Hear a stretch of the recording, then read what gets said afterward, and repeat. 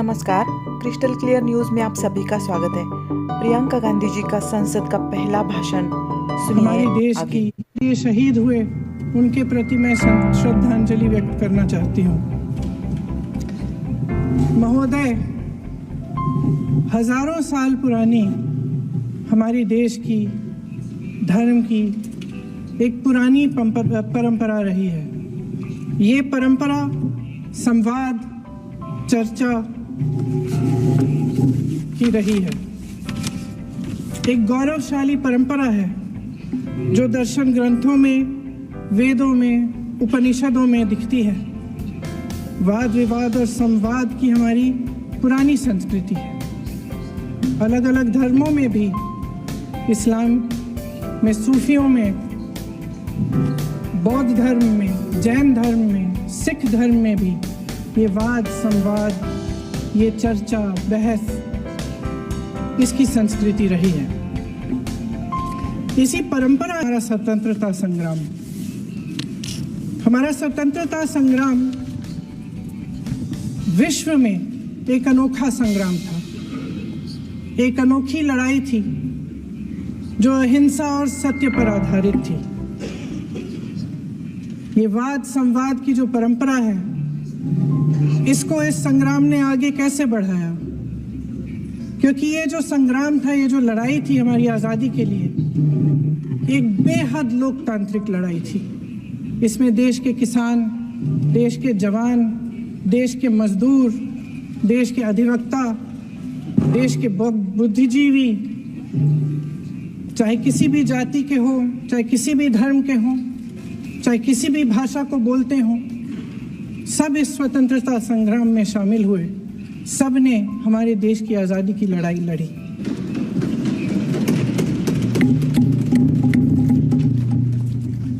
और उसी आज़ादी की लड़ाई से एक आवाज़ उभरी जो हमारी देश की आवाज़ थी। वो आवाज़ ही आज हमारा संविधान है। साहस की आवाज़ थी, हमारी आज़ादी की आवाज़ थी, और उसी की गूंज ने हमारे संविधान को लिखा और बनाया। ये सिर्फ एक दस्तावेज नहीं है। बाबा साहेब अम्बेडकर, मौलाना आज़ाद जी, राजगोपालाचारी जी और जवाहरलाल नेहरू जी और उस समय के तमाम नेता, जैसे आपने कहा, इस संविधान को बनाने की जो कार्य में सालों के लिए जुटे रहे।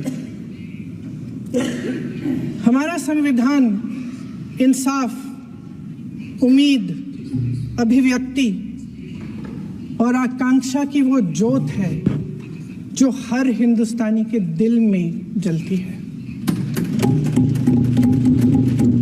अध्यक्ष महोदय, इस ज्योत ने हर एक भारतीय को यह पहचानने की शक्ति दी कि उसे न्याय मिलने का अधिकार है, कि उसमें अपने अधिकारों की क्षमता है, कि जब वो आवाज उठाएगा तो सत्ता को उसके सामने झुकना पड़ेगा। इस संविधान ने हर एक देशवासी को यह अधिकार दिया कि वो सरकार बना भी सकता है और सरकार बदल भी सकता है। ये ज्योत जो हर हिंदुस्तानी के दिल में जलती है, उसने हर हिंदुस्तानी को यह विश्वास दिया कि देश की संपत्ति में, देश की दौलत में, संसाधनों में उसका भी हिस्सा है, कि उसे एक सुरक्षित भविष्य की उम्मीद का अधिकार है, कि देश बनाने में भी उसकी भागीदारी है। उम्मीद और आशा की ये ज्योत मैंने देश के कोने कोने में खुद देखी है। उन्नाव में मैं एक रेप पीड़िता के घर गई, उसे जलाकर मार डाला था। वो शायद 20-21 साल की होगी। हम सब के बच्चे हैं। हम सोच सकते हैं कि अगर हमारी बेटी के साथ बार बार बलात्कार हुआ और फिर जब वो अपनी लड़ाई लड़ने के लिए गई तो उसको जलाकर मार डाला गया होता, तो हम पर क्या बीतती। मैं उस बच्ची के पिता से मिली, उसके खेत जलाए गए थे, उसके भाइयों को पीटा गया था, कर मारा गया था। उस पिता ने मुझे बताया कि बेटी, उन्नाव में मैं एक रेप पीड़िता के घर गई,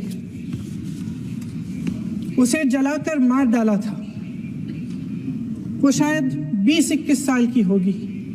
हम सबके बच्चे हैं। हम सोच सकते हैं कि अगर हमारी बेटी के साथ बार बार बलात्कार हुआ और फिर जब वो अपनी लड़ाई लड़ने के लिए गई तो उसको जलाकर मार डाला गया होता तो हम पर क्या बीतती। मैं उस बच्ची के पिता से मिली, उसके खेत जलाए गए थे, उसके भाइयों को पीटा गया था, उसके पिता को बाहर से घर के बाहर घसीट कर मारा गया था। उस पिता ने मुझे बताया कि बेटी, मुझे न्याय चाहिए। मेरी बेटी अपने एफआईआर को दर्ज करने के लिए जब जिले में गई तो उसको मना किया गया, अगले जिले में जाना पड़ा उसे।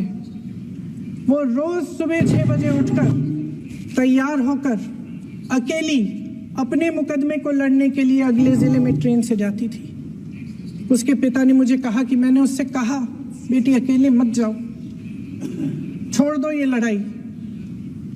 लेकिन उसकी बेटी ने उसको जवाब दिया कि नहीं पिताजी, मैं अकेली जाऊंगी, मैं लड़ूंगी, ये मेरी लड़ाई है, मैं इसको लड़ूंगी।